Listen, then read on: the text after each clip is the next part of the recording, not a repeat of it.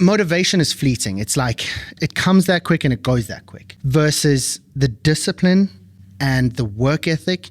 That's what really matters.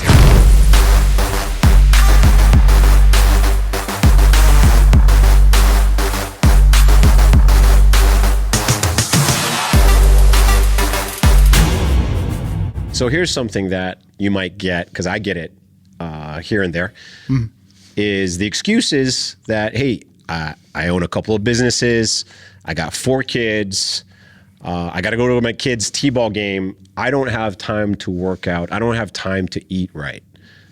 What do you say to that? I'm not very politically correct when it comes to this shit, so I typically just tell them to shut the fuck up and nut up, because at the end of the day, this is your responsibility as a father, right? You have kids. You made a choice to have children. You made a choice to have a wife. You made a choice to run businesses. Now figure out how to make that all work. That's not my problem. That's your problem. At the end of the day, you want to become the best version of yourself. It's going to take you getting into the gym. I want to be the best version of myself. That takes me getting into the gym. I run multiple businesses. I have 2 kids and a wife and every other excuse under the sun as well. Yet I can still figure it out with a little bit of forward planning and a little bit of metal, just eating a couple shit sandwiches. Like, it is what it is, right? So I go to the gym at 4 o'clock in the morning, because by 6 a.m., the day is no longer mine. I have 2 kids and a wife. By the time my son gets up, Jameson, 6 a.m., it's over for me. I don't get to control my day at that point. I'm looking after him. I'm looking after Scarlett. I'm looking after Hannah. I'm running the businesses. I'm doing this, that, and the other. So it's a case of, how bad do you want the results? If you don't want the results bad enough and you're not hungry enough, then those excuses matter. But as soon as you're an individual who's like, do you know what? Every time I look in that mirror, I don't like who the fuck I see looking back at me. Well, then do something about it. Get your ass up, get into the gym, make better food choices. The reason that guys don't have their food prepared for tomorrow, today, is because they're just lazy or they don't understand the process. But you can't fuck up your diet and you can't mess if you plan today for tomorrow. I already know what I'm eating tomorrow. It's already done. So I can't miss. It's done, it's in the fridge, it's good to go. So as soon as you start living that lifestyle, now it doesn't matter whether I get pulled in 700 different directions. I just go into the fridge and I grab my meal. If I'm going out and about, I just go into the fridge and I put them in a fucking cooler bag and I go out and about. When we have the project in this fucking building right here, I come loaded with this, with a fucking big ass cooler full of food. Because I know that we're going to be at the project. It's going to be 75 hours. I'm not going to sleep. I'm going to be stressed. I'm going to do this, that, and the other. With all of that comes bad food choices. And one of my biggest vices now is food. So I will default to ice cream, donuts, burritos, pizza. Oh my fucking God, pizza. Do I want to be successful and fit, or do I want to be fat and miserable? I've been both. I choose this path every day. How much of an issue do you think, is it more time related issue or management of time issue, or more laziness issue, or a combination? What would if you were to give it, is it 50-50? Is it more 60-40? Just depends on the guy? I think it depends on the guy. And honestly, I think it depends on the overall accountability of that individual as well. Because when I looked in the mirror and I was 290 pounds, almost 300 pounds and miserable and literally wanted to do backflips off a roof, I hated the guy looking in the mirror. I didn't need any kind of motivation at that point. The motivation was looking in the mirror and fucking hating the guy looking back. So it meant that I then had to take accountability for the fact that I put me there, and that I had to then do whatever it took to get me out of there. And it's a case of, okay, I need to work out. I need to make better food choices. I need to drink more water. I need to stop being an asshole, never sleeping, gaming, drinking too much. So when I did sleep, I was so over-caffeinated and so fueled with alcohol that my sleep sucked. So I was producing no testosterone, no HGH. Like, this is a cycle. So to answer your question, I think it's a little bit of everything, and everyone is different and every situation is different. But at the end of the day, it comes down to lack of planning, lack of accountability, and there is definitely an element of laziness. When I was out of shape, it was all 3 of those. And depending on the day, it could have been a little bit more of one and a little less of the other, but it was all 3 at some point or another. Like, What was it for you? You must have been in a similar position because you had to lose 60-ish pounds. Yeah. So what was it Absolutely. about I think the game changer for me, because for me it was, I made the excuse of time. The game changer was for me is I forgot who said it first. They said, you know what, just take a notepad out, and every minute you do something, or every time you actually do something, log it. From the time you wake up to the time you go to bed. And I realized how much time I was just bullshitting. I wasn't doing anything. So, and because you don't log again until you actually start another activity. That could be brush teeth, walk dog, next, and so forth. Yeah. And you start to find all this time that actually you weren't really doing anything. And so that increased my awareness of, I actually do have a lot of time. I actually can plan out my meals. And realistically, the separation's in the preparation. I don't know who said that first, but once I heard it, the separation is in the preparation. You prepare for tomorrow, you log your food, you take a look at your schedule, what you're doing, and you make it work because it's important. Right. Because otherwise, you die early. It's that simple. Yeah. Right? You don't have the longevity that you want. Well, it's that, or you become a burden to your family and you end up in some kind of fucking vegetable patch where you're running on some kind of machine that's costing your family a fortune and you're just sapping their finances. Yeah. So what kind of legacy do you want to leave? Who do you want to show up as? Do you want to be the guy that changes the trajectory of your entire family, or do you just want to be another fucking drain on society? Yeah, that's one of my biggest fears. And when I was, 240 pounds at the time, is having to be that guy in my family. Diabetes type 2, that's the reversible one, right? Yes. Is having diabetes type 2 and having to have my son or my wife now as I got older, because that's reversible. It's, Diet. It's Shitty diet. diet. Yeah, diet and exercise. You can get there and get off of the medications. But my greatest fear became having to have them to take care of me as opposed to me taking care of them. Right. And then, that was a big deal. That was a big motivation for me to get into shape. Dude, at 26 years old, I had fucking heart conditions. I had pre-diabetic, morbidly obese, like struggle breathing, because I was a lump of lard and I didn't look after myself. And it got to exactly the same point as you, where I was like, dude, at this rate, my parents are going to have to look after me again like I'm a fucking baby because I'm in such terrible nick at 26 years old. Like, is this really who the hell I'm showing up as? And then, oh, why didn't I get that consulting role? Oh, why did that guy overlook me? Why didn't I get that opportunity? Because look at you, bro. You don't respect yourself enough to control what you put in your face and control the way in which you move your body. Why would anyone else on earth respect you enough to pay you $500,000 a year to do a consulting job? Absolutely. Or whatever the fucking role was that I was applying for at the time. Like, you turn up looking like shit, then people are going to treat you like shit. It's pretty simple shit. Like the guys that turn up at the beach and they rip their shirt off and they're chiseled and six-pack abs, they get attention. Why? Because you can't buy fucking abs. That shit comes through hard work, dedication, discipline. Absolutely. It's respected. Yeah. What about the motivation piece? Like, I need to be motivated. Like if you're my coach, hey coach, I need motivation. I mean, I'm not motivated enough. I can't, no one's here to motivate me. I'm sure you've heard that. Yeah. That's why it's not only that I'm busy, but I don't have the motivation to actually go out and, log everything down and figure out what time it is. I mean, the motivation piece, I think we can do an entire episode on that alone because that's a big piece. But my motivation was looking in the mirror and the guy looking back wasn't someone I respected. And I was like, what more motivation do you need? Do I need someone to wake me up in the morning and go, hey man, you're fat, you should do something about it? No, I can tell I have eyes. I look in the mirror and I don't like the guy looking back. Do something.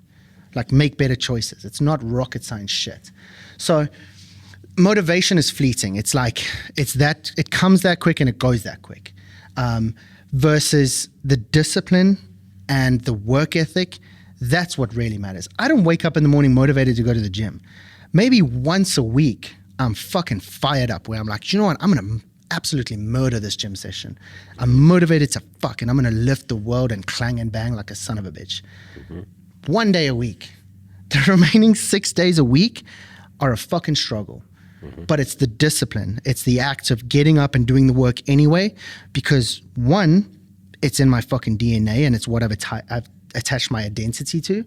But over and above that, it's what am I showing my kids? How can I tell my kids to do something and then when I don't feel like doing something, I don't fucking do it? Mm-hmm. So there's this entire thing, and it all comes full circle back to the original conversation here where it's like, oh, I've got kids, I can't possibly work out. Bro, there's a patch of carpet right there. You can do something. Now, maybe you don't have a gym access, you don't have a gym membership, you can't afford a gym membership. Fine. I couldn't afford a gym membership for a while. I still figured something out. Mm-hmm. Like there's a carpet, do some push-ups, do some sit-ups, do some burpees. If you're 100 pounds overweight and you just did some push-ups and some sit-ups and some burpees and you controlled what you put in your face, you will lose weight. Massive change. Incredible. Mm-hmm. Just walk around the fucking block. It's free. Mm-hmm. So it's, again, like kind of what I said in the first video that we did where I was kind of talking about my backstory a little bit. It's all just bullshit. How hungry are you? How bad do you want the results? All these guys, and you on sales calls as well. I'm on sales calls all the time. I'm in this for my family. Really? So this is how you appreciate your family, by being 60, 80, 100 pounds overweight. That's how you show love. And then as soon as you tell them about like the work it's going to take to change their physique, all of a sudden the resistance goes up. And it's like, oh, I need to work out? What did you think? I was going to give you some fucking red or blue pill, and the blue pill was going to give you weight loss, and the red pill was going to give you muscles, and you take both at the same time and you become a fucking Adonis? Mm-hmm. It's going to take some shit. You're going to have to eat some shit sandwiches and have to get uncomfortable. But on the other side of that, you earn back your self-respect. You earn back the respect of the people around you, because now you just shut the fuck up and do the work. And ultimately, you see the changes. And it's not just another day of you chatting shit, over-promising and under-delivering. Like the cheapest commodity on earth is fucking words, because everyone can do it. Yeah. But not many people do the fucking work, which is why there's such a big separation. Everyone on the bleachers and fucking NFL football games know how to play football. There's only, 30 guys on the field? I don't even know the fucking numbers. 30 guys on the field. Those are the fuckers that did the work, while those clown shows in the stands did fuck all. Drank a beer and started at the screen. Mm-hmm. Good for you, bro.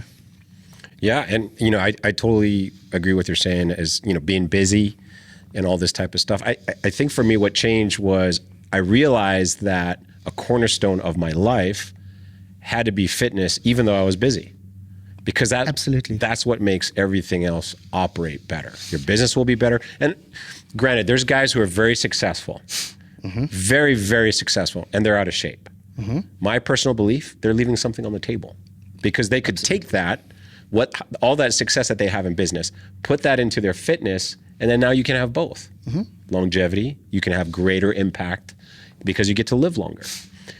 So from what I see from my aspect, and it's definitely increased me, is that if you make that the cornerstone, you build the rest of your life, and you always save that 1 hour a day to make time to improve yourself. Right. And that just, it's like a ripple effect. Agreed.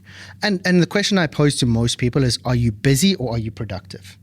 Because they're not the same. And most people don't understand that. Mm-hmm. Oh, I'm super busy. Yeah, I can be busy fucking spinning this water bottle and sitting here doing this shit for an hour. That's busy. This is busy. Mm-hmm. Is it productive? Hell no. What am I getting out of doing that? Nothing. So it's like, are you busy or are you productive?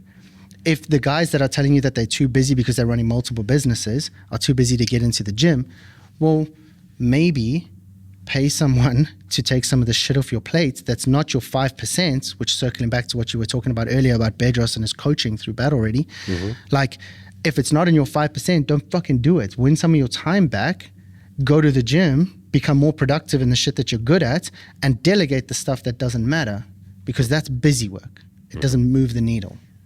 Yeah. So it's all like, I mean, I can beat this drum until tomorrow, I swear to God. But it's like, are you busy? Are you productive?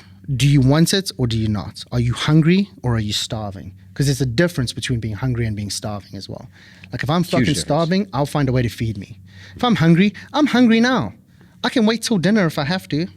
If I'm starving, I'm going to fucking find food. I'll DoorDash, I'll do whatever. Mm-hmm. There's a difference. How bad do you want it? Absolutely. So it's all just noise. It's all just white noise. Yeah. So if you were to wrap a bow on it and say, hey, this is how you can make time let's just talk about, what did you do? Because you were definitely busy. So what are if you were to take 3 key things that, hey, I'm doing this, or help me find that space for fitness, what would you say those 3 things are? I literally did exactly what you did. So pattern of life. Ray Cash talks about it all the time. Pattern of life. Yeah, I love it. Document out your day. What does my day look like? What am I doing? What am I not doing? What should I be doing more of? What should I be doing less of? Okay, cool. This is what I'm doing. This is what moves the needle. This is all the shit that's just white noise. Doesn't actually do anything for me. It doesn't progress me in any way, shape, or form. Start killing some of that. Do more of this. Okay, cool. Now I know that I have these 4 things that I absolutely have to do every single day, one of which is fitness. Now it becomes a non-negotiable. Where can I fit it in? Well, beyond 6 a.m., I can't fit it in. So it has to be pre-6 a.m. Okay, cool. How much time do I want to have for the gym? Well, I don't want to rush and be like flustered. I want it to be my time. Okay, cool. So I'm going to give it 4 a.m. I'm going to get to the gym. By 4:30, I'm going to be working out. By 5:30, I'm going to be finished. By 6 a.m., I'm going to be home. Awesome. That's how we plan it. Now, once it's in the calendar and you live by it, all of a sudden you can see if it's sustainable or not. If it's not sustainable, tweak some stuff. And then you just keep rinsing and repeating. Like, there's no one-size-fits-all success story. You don't train at 4 in the morning. You train later in the day. I train later in the day. Right. And it works for you. It can't work for me. So it's just like, what works for you doesn't work for me. But what works for me, and what works for you works for you. So you just tweak it. And this is exactly what we do on the coaching calls. Okay, what does your day look like? Most people can't even tell you what their average day looks like. That's how fucking disconnected they are from reality. It's like, okay, well, let's actually just unpack what your average day looks like. Oh, you fuck around for 6 hours. Cool. Go pull up your phone. I've done this plenty. Pull up your phone. How much time do you spend on social media? Oh, you spend 6 hours a day or 4 hours a day on social media? What if you did one of those hours and you went to the gym instead? How much different would your life be? Huge. That's actually 2 months, by the way. Right. 6 hours is 2 months. Right. It's not 2 months of time. Right. Wow. So it's just like, okay, let's just not bullshit each other. Let's just get to root foundation of exactly what you're doing, when you're doing it, how you're doing it. And now we can see, okay, I'm not going to kill all of your joy. You have to have a good time too. But you don't need 6 hours on social media, bro. So let's kill one of those hours and put you in the gym instead. Or something like that. And maybe it's not even an hour. Maybe it's 30 minutes. If you're 200 pounds overweight, you don't need an hour in the gym yet. Like, that's too much. You're going to hurt yourself. Slow the fuck down. Calm the fuck down. Start making better food choices. Drink more water. Get better sleep. A little bit less stress. Move the body a little more. Then when you've got 100 pounds, now let's get you into the gym. Everyone's rushed. Everyone's in a hurry. Agreed. Yeah. You got any final thoughts on it? No, man. Because I'm actually at this point, I'm trying to bite my tongue because I just want to unleash the fury. So let's just put a bow on it from there, unless you've got anything you want to add or say about it. But bro, at the end of the day, it's just the excuse machine ramped up to 1,000, and it's boring.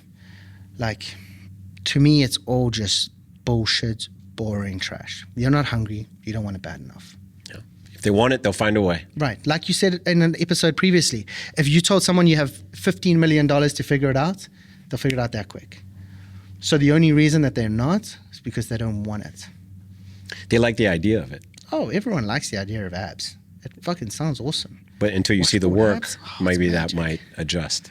Yeah. Oh, you mean I have to actually not eat pizza every day? And I can't eat a gallon of ice cream? And I can't do my average fucking DQ run every single Thursday? Yeah. Oh, man. Maybe I don't want abs.